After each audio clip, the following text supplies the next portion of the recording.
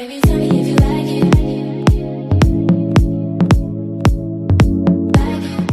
Hey guys, welcome back to my channel. If you are new, welcome. Thank you for stopping by. Make sure you hit that subscribe button to join the Chameleon Squad.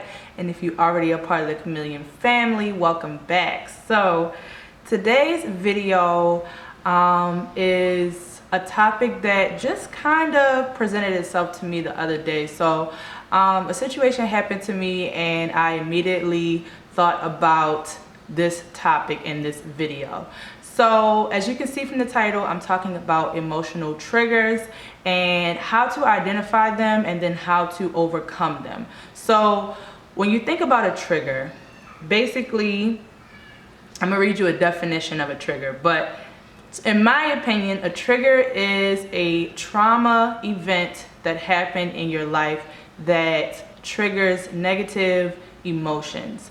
So it is based upon a memory of a trauma that has happened to you. But it says that emotional triggers are wounds that need to be healed based on beliefs that are fears and not reality. So that's what that means. And so I'm gonna go ahead and share with you guys what happened that kind of stemmed or sparked this video. So in my dating, the tea on my dating video, I had mentioned to you guys that I was dating someone, and at that time it was 3 months in. And so now I'm still dating the same person, and it is about 6 months, almost 6 months now. And we have, I would say, a pretty solid relationship. Our communication is amazing, and our transparency and just our trust level. So when it comes to certain things, there isn't a lot of room for jealousy or mistrust or anything like that. So I know why this situation affected me, and that's why I made this video. But normally situations with exes doesn't really bother me in this particular relationship. And so there was a situation where the ex was involved, and some reason I was triggered. And my first initial reaction was to place blame, right? So to say he hurt my feelings or he did XYZ to me. And when it comes to emotional triggers, you have to realize that you're not upset with the person that is causing the trigger, you're upset about the trigger itself. So once you identify that, you will kind of be able to get a grip on these triggers and not necessarily just place blame on certain people. Because if you go back to my happiness video, you will see that I talked about not taking anything personal. So when you take things personally, as if everything's a personal attack on you, everything is about you, you are vibrating at a low frequency and low vibration, and you are also not healed from past traumas and past emotional triggers. So in this moment, at first, I was like, I felt attacked. I felt everything that I know and we have built about the relationship literally went out the window.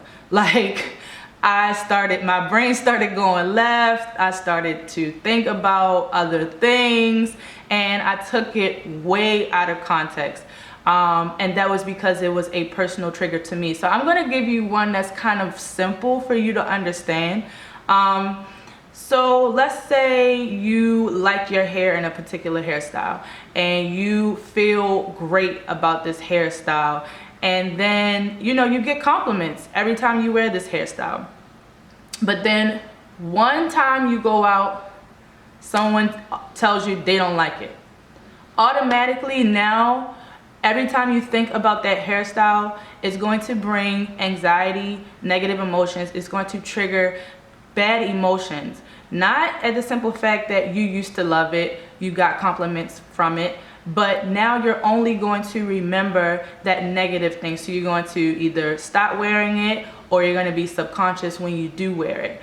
And it works vice versa. So if there's something that you that's positive, then you're always going to remember those positive emotions. But if there's something that's negative around this situation, anytime the situation arises again with someone different, you're automatically going to go to that same emotion, and you're not going to be in the present and evaluate the situation in the present sense. So I'm going to talk about 4 ways that I have kind of incorporated, especially with this recent situation, how to overcome triggers and how to kind of not be a prisoner to them.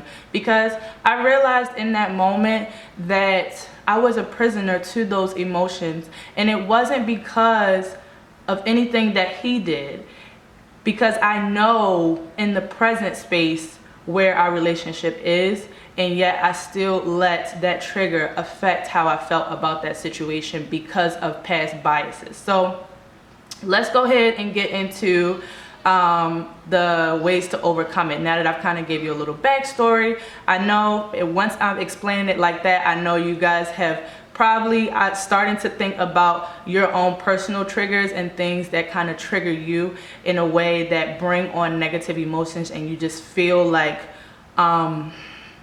you're on a ride, like you're not in control. And you never want to feel like that when it comes to your emotions. You want to be in a happy, positive space. Not saying that, you know, things aren't going to happen in your life, but once you are aware of where your trauma is, you can start to heal from it. So that actually leads me to my first tip, which is to be aware. So within being aware, all it takes is really to just be present. So I'll go back to my situation. In that moment, like I said, I immediately started going into a negative mindset. And when I had to realize, like, wait a minute, this is not something that, this is not his issue. This is my issue. This is not a place where now I am mad at him, he did anything wrong to me. This is an area in my life that brings me to a dark place. So now that I am aware of that, I can start to figure out how to maneuver around it and to overcome it. But because before, you know, for me, I was in a lot of situations and a lot of relationships where that happened a lot. So whether it was an ex or just someone else that they were talking to, and so when this situation happened, of course, everything is like habit, like muscle memory. Like when you're working out, you work out and your muscles remember, you know, those certain workouts. Just like your emotions, they remember those certain traumas unless you heal from them. So being aware is one of the biggest things I can say. If you're just living and letting things go by and you just say, oh, I'm mad at this person because they did X, Y, Z to me, and then y'all, you know, maybe time pass and time heals all wounds and you just go on about your day, you're never really addressing the true, like, source of why when situations like that happen, it affects you so bad. So that leads me to number 2, which is tracking the trigger's origin. So I'm gonna keep using my situation again because I feel like this definitely sparked this video, and it's easy for me to kind of talk about and kind of put everything into perspective this way. But tracking the origin. So once I was aware that this was my issue and not an issue projected on him per se, and that this was an area that affects me, then I started to think about the origin. So like I said, past relationships where this type of situation would happen to me was the first place that I went to. And then I went to dive a little bit deeper into why did those situations affect me. So when those situations would happen, I would feel like I came second. I would feel like I wasn't worth. I would feel like I wouldn't, you know, I would never be the chosen one. I would always come second place. Like I said, there would be a lot of dishonesty. It would make me feel low and feel like my self-esteem wasn't there. It would make me feel like I wasn't beautiful, like I wasn't good enough. So because every single time when they would interact with an ex or another woman, there would be a secret relationship going on. So there was never a positive outcome from a friendship with another woman or an ex for me to kind of lean onto. So that is the origin of this particular trigger that I'm talking about today. But you have to look and see and find your origin of that trigger. I can go back to the hair situation like I made up. So if you love your hair, like I said, in a certain way, and then all of a sudden, you know, someone says they don't like it, you might still wear it, but you're gonna have it in the back of your mind. And then so when another person solidifies that idea and says they don't like it either, now it's really going to get you upset because you already had that negative connotation in the back of your mind about the hairstyle without addressing it the first time. So that would be the source of that trigger for you. Or, you know, this is a common one about people in their weight. That is a big trigger to people, but you have to not only identify that when someone comments on your weight is a trigger, but why it is a trigger. So does it make you feel uncomfortable? Does it make you feel sad? Does it make you feel less than? Does it question your self-worth? All of these things will help you kind of track why those situations make you feel a certain way, and you can be on the road to fixing them and overcoming them. So now that leads me to communication. I believe all of these videos that I talk about as far as just life coaching and things like that, I'm always going to have some type of communication tip in there, because talking it out, getting it out is a release, guys, and it will help you kind of take those feelings head on and then be able to release them. So if you can talk to a friend, a family member, a counselor, talk to that person that actually did the event to you, and not talk to them in the sense as you. Put it on yourself. Say, this made me feel uncomfortable because I am uncomfortable because of XYZ. You don't have to put it like, oh, you made me feel uncomfortable because you did this and you did that, because at the end of the day, it is not their responsibility to own your feelings and your emotions. It's yours. So put it on you. You don't have to. You could talk about the first time that it ever happened to you, the second time, however many times that it happened, because you want to go back to the source from the very first time that it affected you and take it head on, so that, like I said, you can be on the road to recovery and overcoming this trigger. So it won't kind of just be a vehicle and you're just in the car just driving, just, you know, in the passenger seat really, and just letting this emotion just take over you. You want to kind of look it in the eyes, talk about it, release it so you can let it go. After I kind of had a moment with myself and identified and tracked the origin and was aware, then I had a conversation with him about, you know, why it affected me in the first place. And then I talked about my history and talked about past things, and, you know, it was really therapeutic, to be honest, because I had someone to kind of talk to about it and not include in the situation, in the present situation, but just bring them into my world to see even why this situation affected me so much. Because sometimes, you know, when you bring certain things to certain people's attention, they take offense. Like, you know, well, I didn't mean it that way, or you shouldn't think about it that way. And it's like, well, wait a minute. You don't even know why this is affecting me so much. Let me bring you into my world so you can kind of be an outsider looking in, and not just us talking about this present situation head on, if you understand what I mean. So basically, I didn't really talk to him about like him and I just talked to him about the source of my feelings, if that makes any sense. So because sometimes that can make people, you know, stay away from having conversations about their feelings, because sometimes people don't make it easy for you to come to and talk to, when it's like, you don't need to take it personally either. This is something that I'm dealing with. So I'm just trying to help, you know, have you help me, and in turn maybe kind of put things in perspective for you, so that you'll be a little bit more understanding and a little bit more empathetic when it comes to this type of situation, until I fully am healed from it.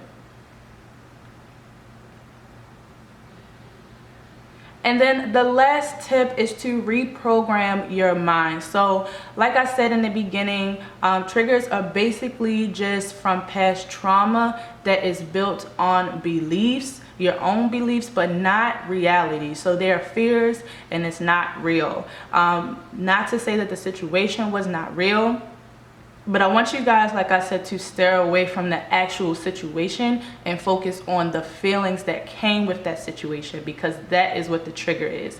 So yes, did those situations happen to me where those past guys were messing with other girls and lying about it? Yes, that situation happened. But what is not real is my self-worth, how I felt about myself, that I wasn't worthy, that I deserved it. All of those things were not real. So that is what the actual trigger is, not the trauma of the situation, but the negative emotions that come with it. My bad if y'all can hear the background noise. Y'all know it's quarantine, my nephew is home, okay? So there's no school. But like I was saying, so yes, reprogramming those beliefs and those fears. So be in the present, especially when the situation revolves around another person. Like I said in the beginning, once all of these steps were implemented, and when I got to this step, I had to take a look like, wait a minute, I cannot compare this relationship to the past ones. I cannot compare him to another person, and I have to be in the present and take things head on and evaluate what is real and what's not real, what's reality and what's fear. And so at the end of it, obviously, you know, things worked out. I got over this little hurdle and I stopped being a brat, because that's what it really boils down to. But no, you know, taking that time to dig deep into your emotions, into yourself, and understanding that you do have control over everything in your life, all the emotions that you feel. You don't have control over the situations that happen. Unfortunately, people do things for reasons that is none of your business.